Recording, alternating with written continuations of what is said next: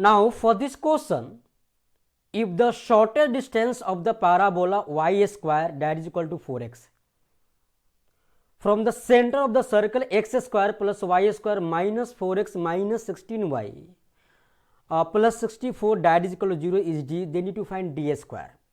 Basically मुझे we have to find shortest distance between two curve, जिसमें से एक कर्व पैराबोला है, स्टैंडर्ड पैराबोला है, एक सर्कल है.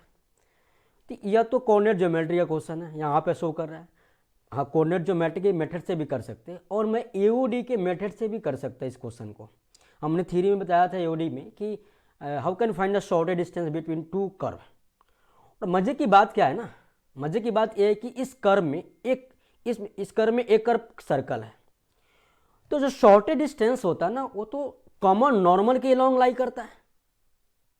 और दुनिया जानती है मेरे भाई कि सर्कल के केस में normal always passing through centre of the circle. तो उसका सेंटर तो नॉन है, तो सेंटर उस नॉर्मल की इक्वेशन को सेटिस्फाई करेगा. डेट मीन्स कहने का मीनिंग है कि इस क्वेश्चन को मल्टीपल मेथड से सॉल्व कर सकते, एक ईओडी के मेथड से और एक कोऑर्डिनेट ज्योमेट्री के मेथड से. तो कोऑर्डिनेट ज्योमेट्री के मेथड से क्या है कि अच्छा, हमने एक और बात बताया था, अभी बता रहा है क्या थ्योरी में.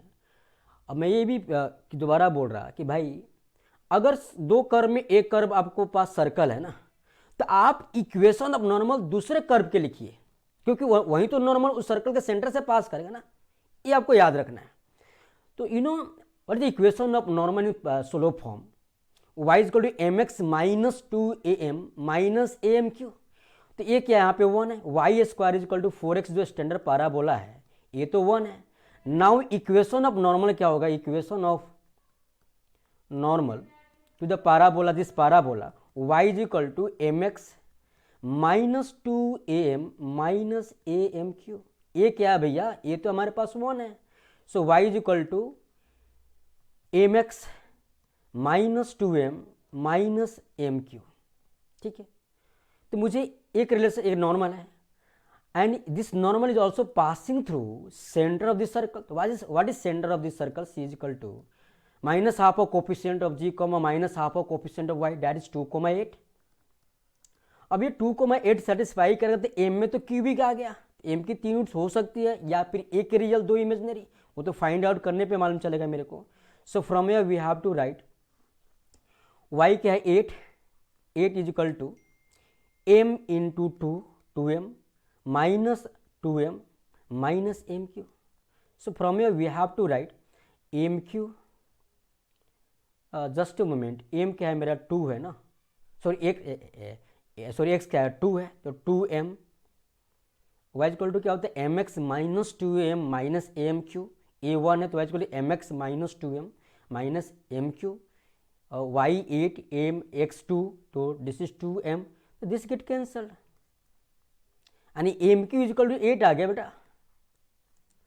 अब यहाँ से एम की एक ही रियल वैल्यू आएगी, this is nothing but m q minus 2 का whole q, a q minus B q is equal to 0, that is equal to from you have to write m minus 2 into m square plus 2m plus 4, that is equal to 0. तो from your m is equal to 2, क्योंकि इसका जो d है ना, हाँ जी भैया, इसका जो d है ना वो लेस देन 0 है.